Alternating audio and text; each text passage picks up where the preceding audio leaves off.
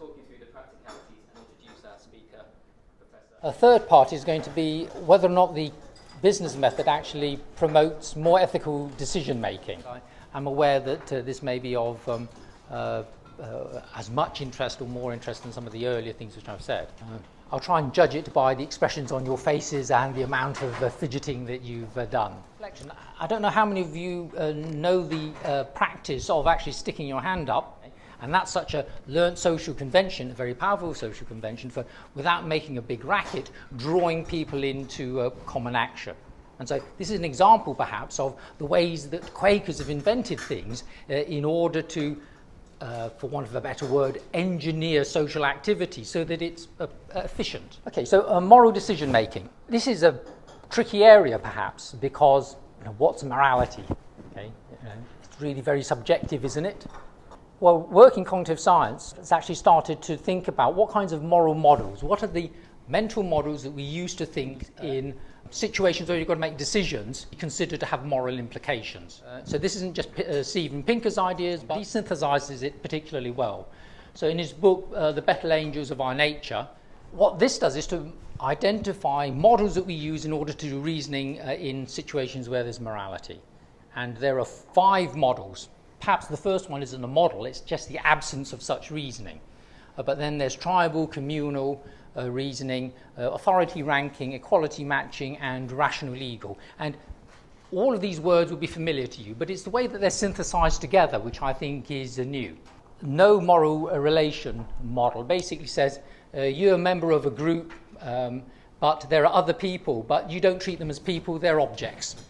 They're animals, you can use terms to denigrate them, and you can do things at worst, killing them or enslaving them because they are not entities that carry any moral value. Okay? Lowest moral model. Okay? Regrettably, we see too much of it. Next moral model is tribal communal, where you have 2 groups. Could be 2 football teams, could be 2 ethnicities even. It could be one religious group versus another religious group. It could be academics and students, right? But you high moral relations amongst those people within your group compared with those outside your group, and decisions are made on that basis. So authority ranking, you could think of as, say, a family where their parents are at the top, children at the bottom, or this is a CEO of a company, okay, and these are employees down below, and it's rationally organized as a hierarchy because that's a really good way of transmitting information around an organizing structure. Requirement for there to be loyalty going up and some sense of care or protection going down. So if you're head of an organization, you're expected to look after the health and safety and well-being of your people in your employ. And also, things can go wrong. If you are a dictator, you will use these structures in order to do things which we wouldn't find acceptable. What kinds of things might we find acceptable? Well, equality matching is the next moral model where everybody gets an equal share of everything. Right? So we're starting to focus not on groups but on individuals. And so here there are things like tit-for-tat strategies is what you would use in order to organize behavior, equally dividing really carefully the number of pieces of cake within a family so that no one gets a different amount, or everybody doing the same kind of work gets the same kind of pay. The 4th highest level is rational legal models. It requires abstract thinking. And it's things like having voting systems, monetary systems. Of course, many people think that money is the cause of all evil, but money is really very important because what it does is to allow us my needs to differ from your needs, and then we can have some basis for negotiating to get my needs satisfied against your needs without everything having to be equal. So changing things and measuring things against money, as imperfect as it is more sophisticated than treating everybody as equal. If you can think abstractly, I can imagine that I'm actually one of you. Yeah? And so if I can imagine I'm one of you, and by an accident of birth, actually, I wasn't born in a third world country with hardly any education, as an immediate consequence just of simple rationality is I no longer can think that I am better and different and higher and exceptional compared to somebody else because I can put myself in their shoes where I'm superior just because I'm me, I'm exceptional because I'm me. No, that's not possible, so I need to think in terms of I'm equal to others. One of the things that really sold this to me is that it maps onto different amounts of information. So it's categorical, ordinal, interval, or ratio. So in terms of ordinal, you just have different groups. Yeah? In terms of ratio, you're actually judging things against, in proportion to each other, against some zero quantity. Right? And so for me, as a scientist, this then buys into all the kinds of sophisticated models and reasoning that you can have. And so you can describe these in terms of who are the subjects of the models, and also in kinds of the processes that are going on in order to implement the different models. Right? So this is very powerful because you can, in a particular moral situation, identify which model and what processes are going on, and if you want to object, you then have a rational, objective basis for making moral decisions.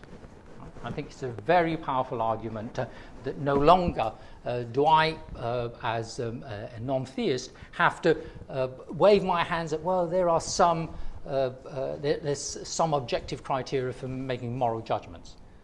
But cognitive scientists and evolutionary biologists and a whole range of others have basically looked at these processes, and as cultures mature, as people mature, or as societies mature, you have an ordering of these models. And so many countries that we would say are more have better human rights, well, countries that we would want to live in, are higher up on this spectrum.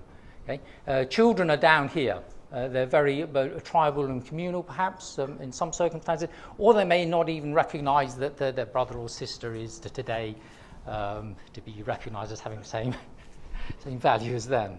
Moral behavior then can be characterized as trying to push individuals or societies up this spectrum. Also think about immoral behavior.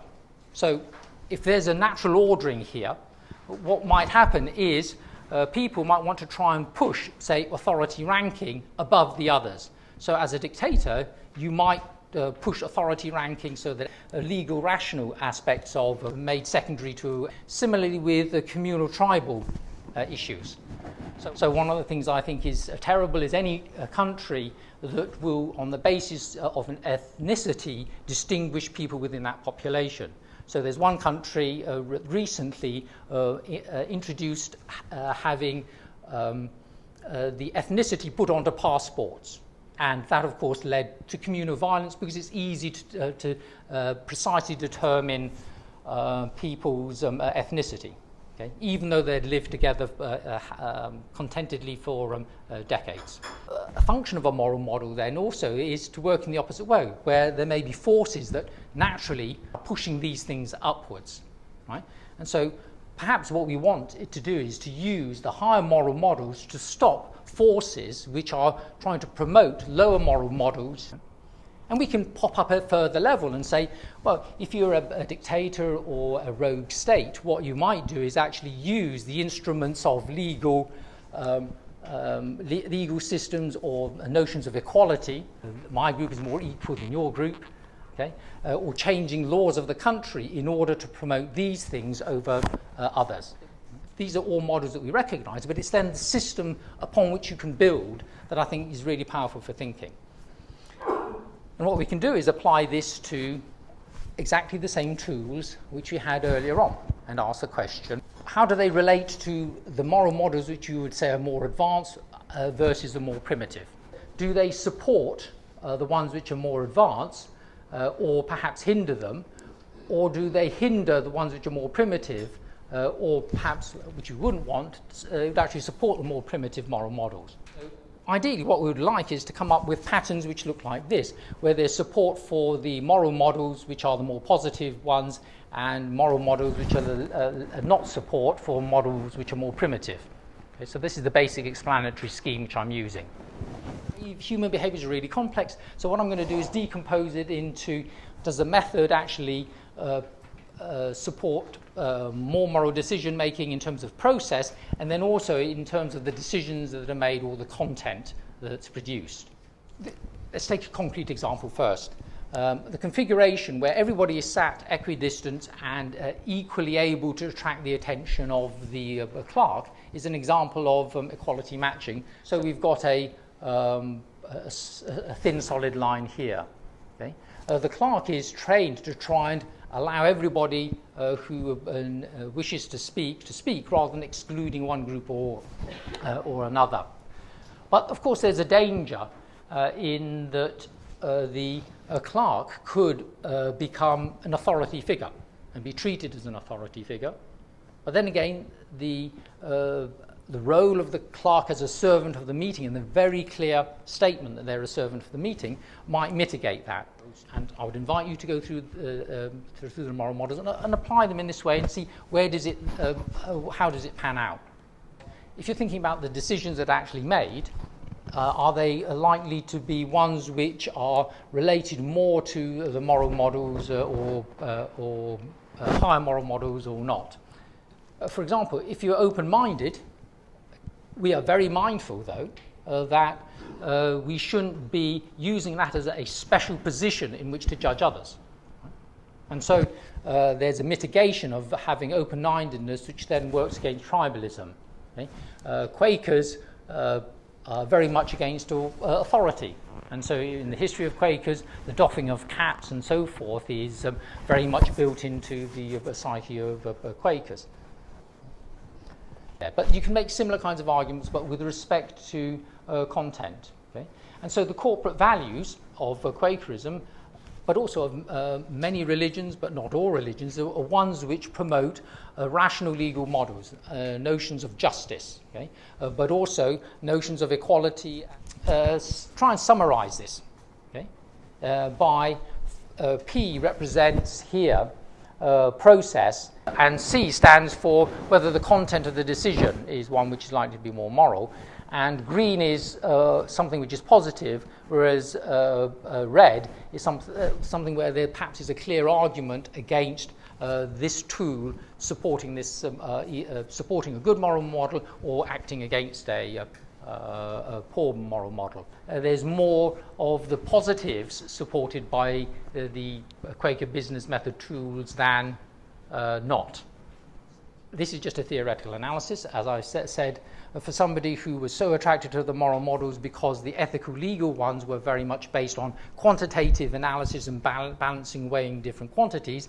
This is simply just a categorical analysis, right? And really would need a much more detailed quantitative analysis to more fully support this. Right? Overall summary, what I've done is to interpret the business method in terms of a set of concrete tools which I think that you might be actually able to use in a real business context.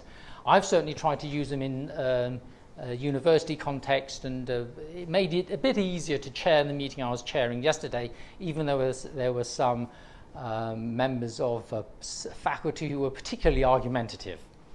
I've used the ideas from cognitive science to try and systematically identify what barriers might happen just because of the way that we are set up as human beings to process information.